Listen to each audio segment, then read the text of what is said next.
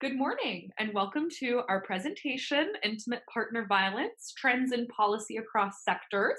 My name is Alexis Saber, And I'm Amanda Rosenberg. and we will be your trusty presenters for today. We will be giving you an overview on what intimate partner violence is. We will also then dive into the policy recommendations for intimate partner violence across sectors, including government, community, and healthcare. And then finally, we're going to jump into some ways that you can get in contact with us to learn more about the work that we do.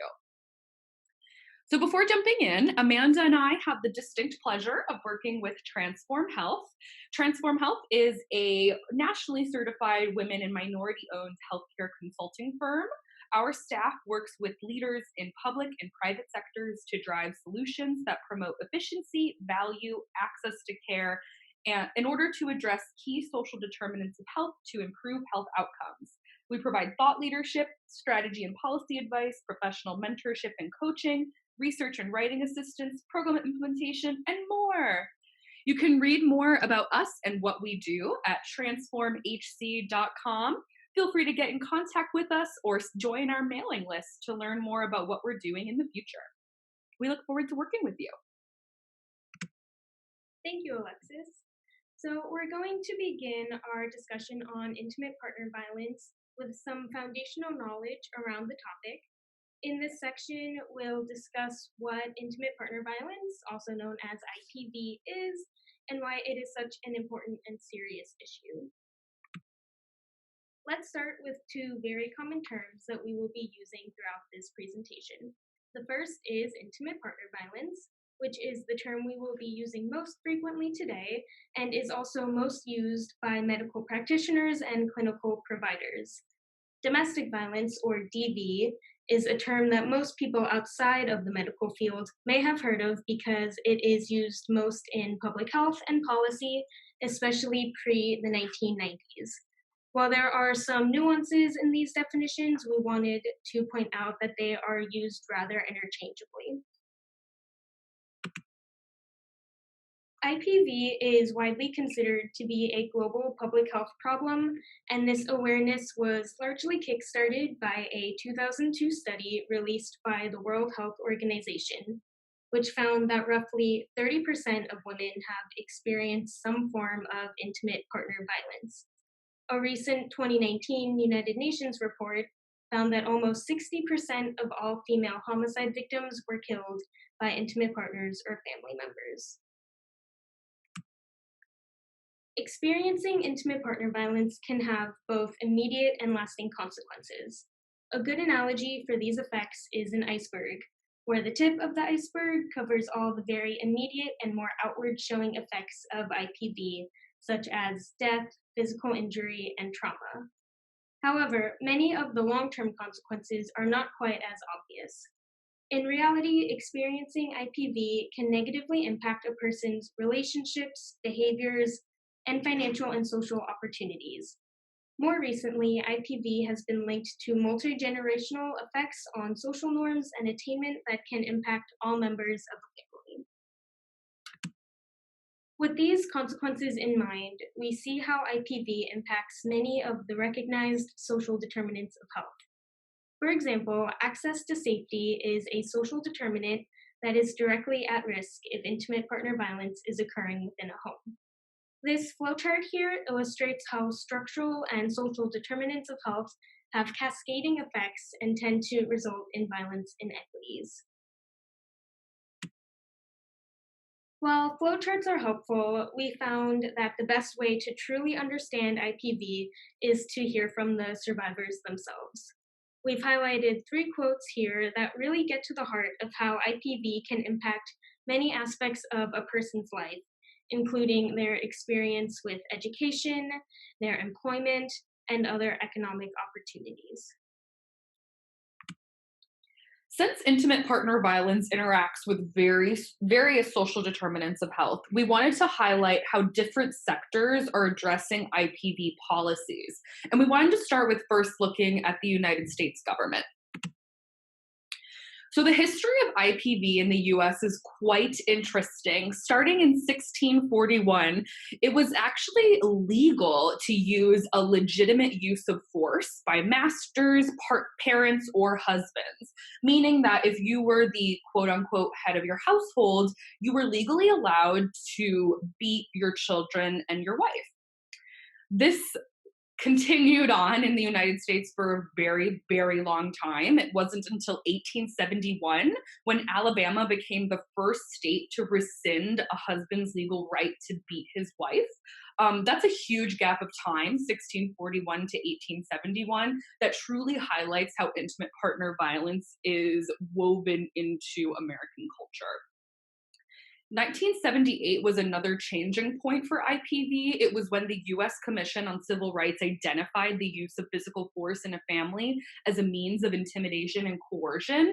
And that was a huge changing point for IPV, both in the federal and state by state government.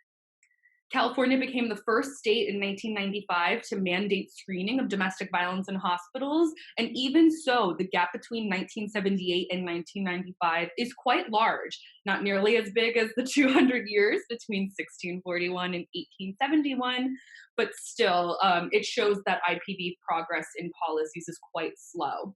It wasn't until the 2000s when US versus Morrison decided that Congress exceeded its power in enacting the Violence Against Women Act version 1, where this became a really hot topic on the national scene. The Violence Against Women Act 2 and 3 were later reauthorized in 2006. And from that point on, IPV has had a pretty large role in the national policy scene. Intimate partner violence changed quite a bit with the enactment of the Affordable Care Act as well.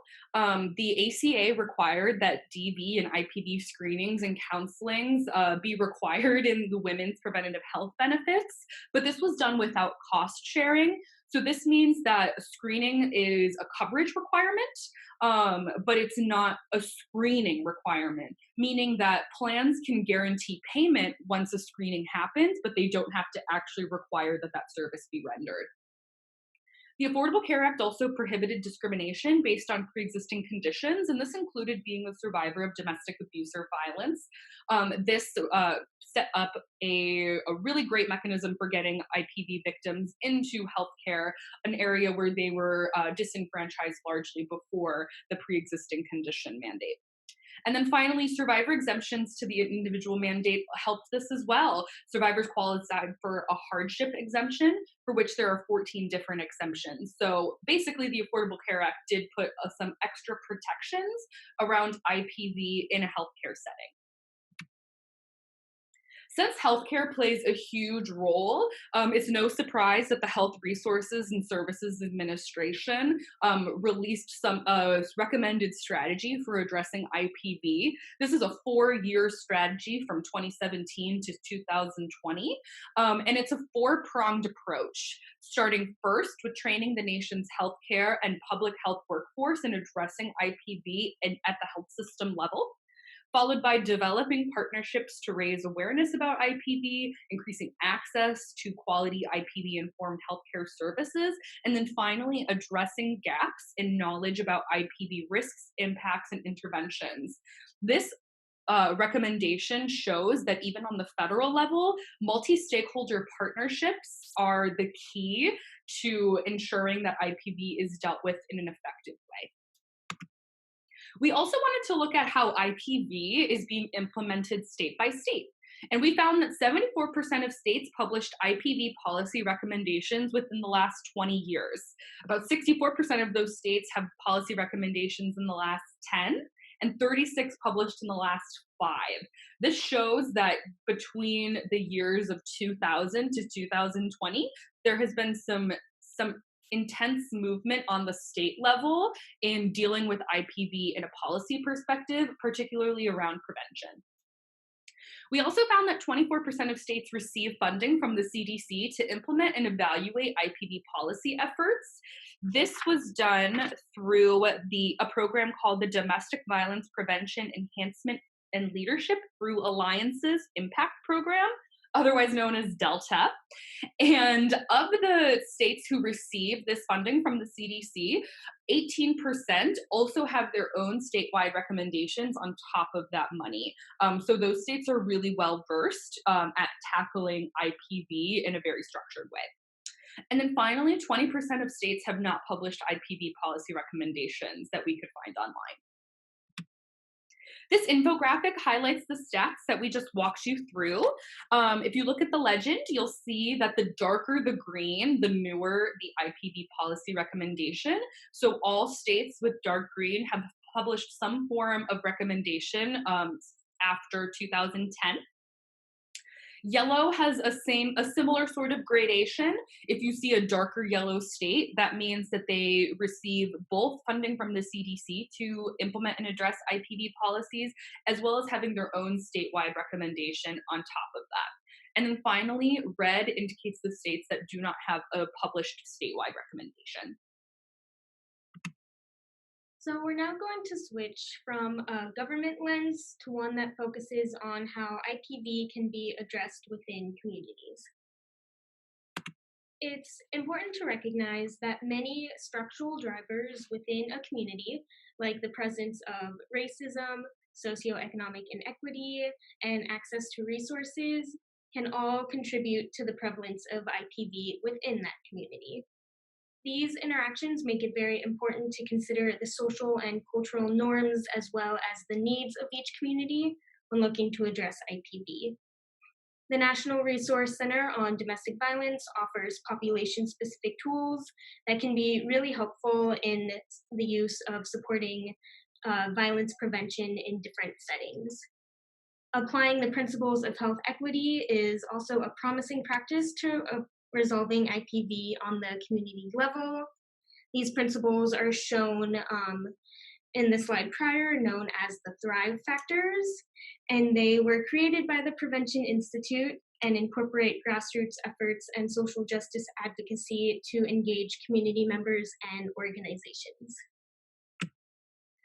This here is called the Spectrum of Prevention, a widely known tool developed also by the Prevention Institute to assist communities in developing comprehensive violence prevention initiatives.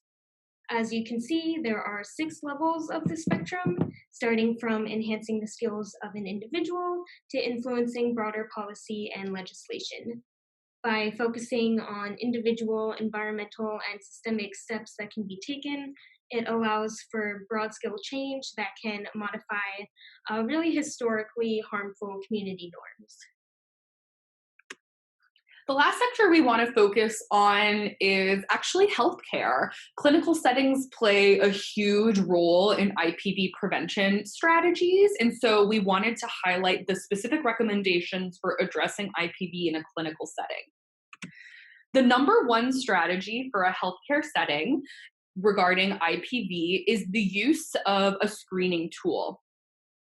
Now, a screening tool cannot stand alone. There must be strategies to complement the use of a tool, and the most important would be to create and sustain multi-sector partnerships, particularly with social services. These connections are critical for getting folks who get that yes on an IPV screening into care that they will really help them escape from their situation or get them the resources they need to figure out their next steps.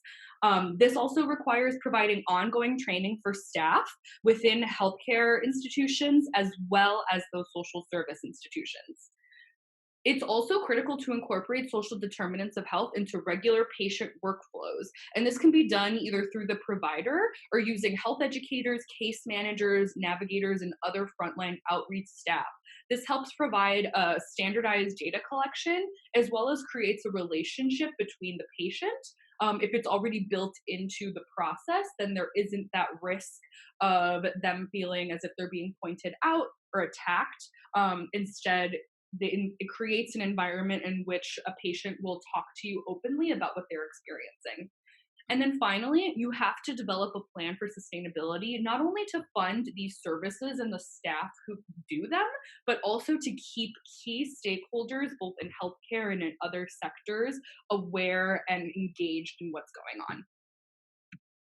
We wanted to highlight some national IPV screening tools that can be utilized in a clinical setting. The first is PREPARE, or Protocol for Responding and Assessing Patients' Assets, Risks, and Experiences. This is a nationwide tool developed by the National Association of Community Health Centers, and it's a social determinants of health screening tool at large. So, violence is just a small portion of it. We also wanted to flag Health Lead's Patient Social Needs Screening Toolkit. This is very similar to Prepare in that it's focused on social determinants at large, with violence being a small factor of it. And then finally, the US Preventative Services Task Force has their own violence specific tool entitled Intimate Partner Violence, Elder Abuse, and Abuse of Vulnerable Adults Screening. This is the number one recommendations for clinicians who are screening for IPV specifically, and it's recommended that it's conducted with women of reproductive age in order to provide or refer women who screen positive to ongoing support services. So, one of the big questions that really drove our interest in this research is what happens when a patient screens positive for IPV on one of those screening tools? And this really gets to the heart of the patient experience. Based on our research, we've outlined a general recommended workflow of what hypothetically happens in a clinic when a patient screens positive for IPV. It's recommended that a health provider should, first make sure that the patient is in a safe environment, followed by getting that patient a referral to see intimate partner violence support agencies or other counseling and mental health needs, scheduling a follow up with the patient to ensure that that referral is in motion, and also notifying protective services if there are any safety concerns about a child in the environment where violence is taking place. As mentioned earlier in the presentation, cultural competency is also a key factor in addressing the specific needs of any patient. However, one of the major notes we want to make on this slide is that these are all just recommendations made by the expert sources, and that at this point it's really hard to tell if this procedure is truly being followed in clinics throughout the country. In actuality, there are many barriers to care that prevent IPV screening from happening and also from being effective. Some of these barriers include lack of provider and hospital resources, such as lack of funding, lack of time, and lack of incentives to carry out screening. Some barriers also include language barriers between the patient and their provider, and also the social environment in where the screening is taking place. For example, if the abuser or other family members are attending the patient's visit with their provider, the patient may not feel comfortable disclosing some of this information with other people present. And this can lead to a very serious issue of patient lack of reporting.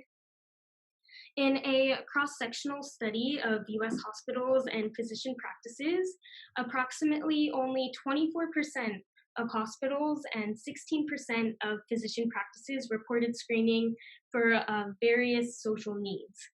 These include food insecurity, housing instability, and also the presence of violence. It was found that Medicaid accountable care organizations had higher rates of screening for all these needs, as well as academic medical centers. These findings really suggest that most US physician practices and hospitals do not report screening patients for these key social needs, and that it is a very present lack in these services. So, why do multi sector IPV policies matter?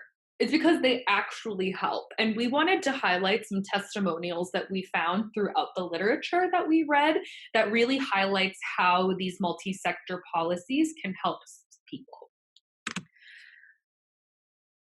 Our first quote says, "I didn't tell anyone about the abuse because I didn't want anyone to down me, and my doctor didn't down me. She would just make sure I was okay." This is also followed by another healthcare testimonial that said, "She told me her daughter was in a similar situation, so I felt a lot more comfortable, and that's why I'm here today." This highlights how incorporating social determinants of health into regular patient workflows can help save lives. We also wanted to highlight how programs funded by IPV prevention policies can play a role in helping as well. I owe everything on my dream board coming true to my program. I had two more babies, and we just got my daughter a puppy for her birthday. My children are secure, confident, with healthy lives and joyful personalities. Another says, I am finally, after almost 20 years of wanting to go to college, going to attend this fall. I'm very excited in living here at my program and taking advantage of the resources that have allowed me to do this. These testimonials highlight how having comprehensive IPV policies that result in programs can impact lives and improve the social determinants of health that are currently at risk if you are experiencing a violent situation. The quote that you're seeing in orange even highlights how removing someone from an IPV situation and giving them the support they need can help with the people who are surrounding the victim, including children, who have the largest multi-generational effects of IPV. And then finally, if I didn't have my community, I wouldn't be here. I wouldn't have that belief in myself, highlighting how it can't just be one sector. It needs to start in the community, at home, and be used across any interaction that someone is having, whether it's with social services or with healthcare. Thank you all for taking the time to listen to us. And we have some time to take a couple of questions. We're just gonna filter through. So the first question that we have is, what other funding mechanisms, be it through an appropriations bill or foundation grant funding, can be used to create sustainable revenue stream dedicated to IPV work? This is a great question. And I have two sort of answers for it.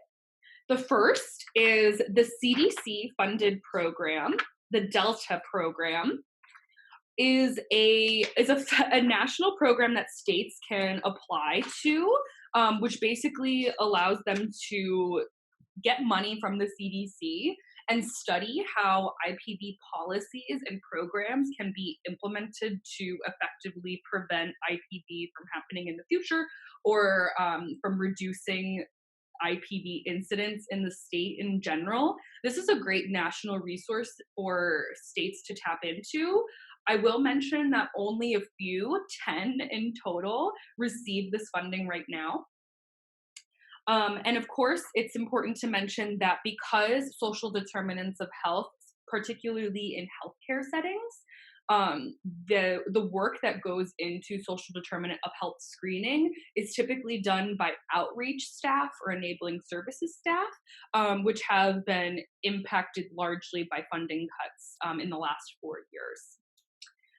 I also want to flag that there are foundations that do quite a bit of work on this issue. One in particular that we saw coming up a lot in the literature was the Blue Cross Foundation of California, as well as the Prevention Institute. They seem to be very large resources for not only funding research, but pushing out information.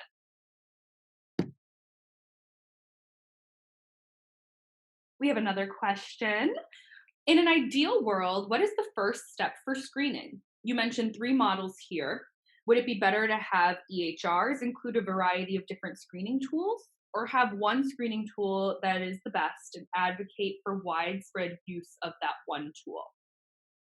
So much of our research was really getting to the point of the benefits of a standardized screening protocol. And this is really to ensure that patients are treated equally among different care settings, no matter where they are receiving their care. And also, it holds providers to a certain standard and certain criteria to make sure that they are really using a screening tool that is proven to be effective in helping the patient. However, as we've mentioned a few times throughout this presentation, cultural competency and being aware of the very specific community needs is a major factor in the effectiveness of these screening tools. And it's actually suggested that rather than a healthcare provider being the one to implement the screening tools, that it is someone who is a little more incorporated into the community and understands these norms, such as a community health worker or someone else who kind of has this cultural knowledge to really be able to have a deep and very transparent conversation with the patient. Thank you all for your great questions and for listening to our presentation. Again, please get in touch with us. We want to hear your thoughts and we are open to any sort of contact. You can follow us at on Twitter. You can also see our emails to contact us and also check out our website, transformhc.com. Thank you.